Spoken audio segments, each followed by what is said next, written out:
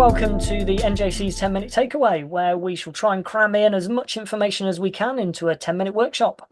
I'm Tom Stenson, Head of Training and Audit Trainer for the NJC, and today I'm joined by Lynne Barry, who is currently our President of the NJC and former Chair, also a former teacher and an audit trainer.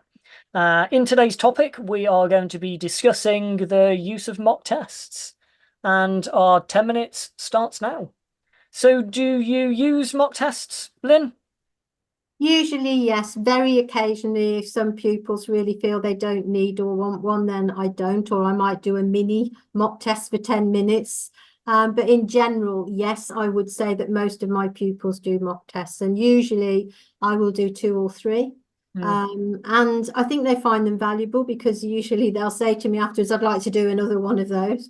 Even if they're not successful, we do it in a way that it's positive, that they learn from it and they think they want to do another one. When we do mock tests, I've never really had anybody say, I don't want to do another one of those. Most of them would want to come back and do more because they find them valuable learning. I have to be honest, I think as an ex-teacher, when I used to teach GCSEs, A-levels, there was always the teaching that you were doing and the work that you were covering, rather like learning to drive. But then towards the end, to me, if you're going to take any sort of test, you need to understand what that test involves. Otherwise, you could make mistakes because you don't understand what's happening on a test. So I'm not saying that I talk about driving tests all the way through my lessons. I don't. But there comes a time when they're driving independently that I would then say, would you like to learn more about the test? Because usually by then they're asking me about it, Tom, and they're saying, what will happen on my test? My friend says this. So let's get this correct. And a lot of PDIs I meet or new ADIs to the industry say to me sometimes, no, I don't do them, Lynne, because I don't know how to.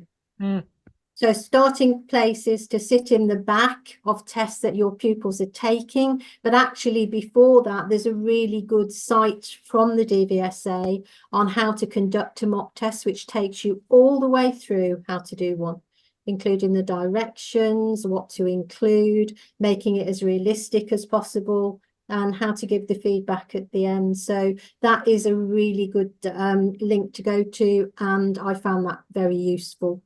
So it's a starting point for how to conduct one. So don't be frightened of conducting. It's like anything else. Once you've done 1 or 2, you will get better yourself at doing them. Yeah, it's practice with everything, isn't it? And I think you've highlighted some really good points there. Sitting in on tests, I think, is a good way of not only gaining CPD, but to watch how the test is conducted. And something you mentioned a moment ago about sort of letting pupils know what is involved in the test. I know for myself, to alleviate my nerves with things, I like to know what's going on. And again, from the national standard, it explains that we should understand as instructors what is involved in driving tests and how the test is marked and assessed. But I think it often, you mentioned earlier as well, sort of the anxiety of pupils. I can find that it alleviates their anxiety because they know what's going to happen. And that it's not so much of a jump of, oh my gosh, I've suddenly got somebody else in the car. When I'm doing mock tests, as much as I can, I do try and get other colleagues to come and do it as well. I don't do it with all my learners, but some of them I do. And I did one recently where I picked up a colleague, and the learner said after how valuable it was because she didn't realise how nervous she would be having somebody else in the car. And I think, those types of things, if we can cross that barrier now, they go into their test typically feeling a lot more confident. Yeah, getting rid of barriers is a big one, isn't it? And if people have barriers before, okay, it's a test, you're going to be nervous on the day. Most people are. But getting over barriers early is so much better than waiting till the day and then everything just appears too much in a way. I like your idea of using other colleagues. I think that's really useful. So you could swap over pupils and use other people's pupils and clients. That's a really good idea. I tend to do most of mine on my own and do them. And strangely, afterwards, what people will say when they have passed their real test is, well, I'm glad we did all those mock tests, Lynne, they really help, but your mock tests are worse than the real thing. Probably because I actually do it in a way that doesn't put them quite so much at ease Yeah. as an examiner would try to do. I have a bit of a conversation, but not much at all. Mm. And I try to keep it as realistic as possible right from the start, where I will do an eyesight test, I'll do a tell me question, I'll explain the directions and what we're going to be doing, and we put a sat nav into some of them, or the independent drive from signs. And I think we were talking earlier and you mentioned something about the emergency stop that somebody didn't realise on a test. Yeah, this was a pupil a few years ago who, after a conversation, she told me about her friend who'd explained that an examiner had forgotten to do the emergency stop.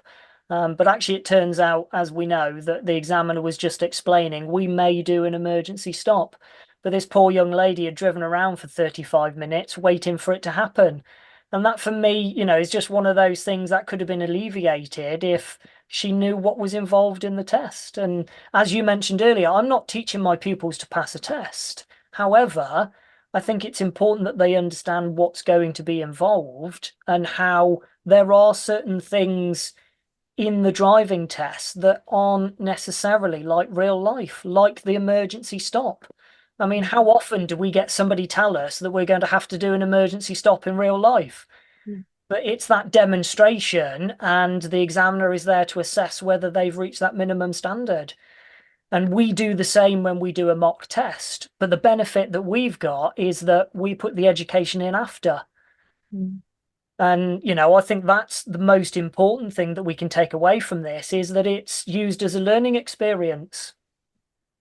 Yes, and once I've started a mock test, unless there's real issues with it, I don't stop the mock test. No. I carry on with it. I know, talking to some people, once a fault's been made, they'll stop and talk about it. But that's not a mock test. And also it breaks it up too much. So I would make it as realistic as possible and go over the results at the end. And of course involve the pupil and ask them what they thought and how they felt about it and whether they think it had got through, and then show them so that they understand how it's marked. But I do feel that any test or exam that you do, in order to understand it, you do need to look at the test itself at some point in time.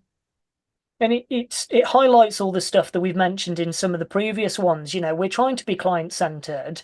I'm not going to force a mock test on all of my learners. And I think when we were chatting, you were saying that you don't necessarily do it with every single learner. But we're using the tools that we've got available to try and help educate those pupils. And if a mock test is going to be beneficial, I think it's a great thing. I agree with what you're saying as well. I wouldn't leave it right to the last moment and just say to the pupil a few days before their driving test, let's do a mock test. Because if it's unsuccessful, I feel like that's putting a lot of pressure on them. Or I've only got 2 days now to fix all of these things. And so I know some people use it as a way of helping the learner to identify whether they're ready for a test or not. But again, I think whatever we're doing, as long as it helps that pupil to achieve what they're trying to achieve, then hopefully it's a good thing. Yeah, I tend to do mine quite early on. They've got to be driving independently, but I Yeah. will do it earlier rather than later at the very end, and then build them up. Any test or exam that you're getting ready for, you need to come up and peak at a certain time, and you want to peak just as you're coming up to do that. And yes, we're using the word test here, but actually what we're talking about is just really good, independent, safe Yeah. driving. If they can do their maneuvers safely and they can drive independently safely, then they will be fine on the day. But it doesn't mean that it would hurt them to understand about the test itself. No, and it's something that I chat to my trainees, the trainees that I'm delivering training to as well, and give them the pros and cons to sitting in on tests, doing mock tests. We can't say that one way is always going to work, but if we're hoping to try and maximize that for pupils, and again, if it gets them to where they need to be, I think it's a good thing. So golden rules then really is sit in the back on tests because you'll learn how to conduct them. Use the side of the DVS they have done because actually that is really helpful to understanding the mock test. And then you yourself will get better at conducting mock tests. And after all, the learner isn't going to know, so don't have a fear of doing that. Give it a go. And then you will get better at doing them as well. And then it will be valuable for your customers as well. Yep. Right, we are at the end of our 10 minutes. Okay. They soon go by, don't they? Yeah. Right, thank you very much for joining us, Lynn. Oh, you're welcome.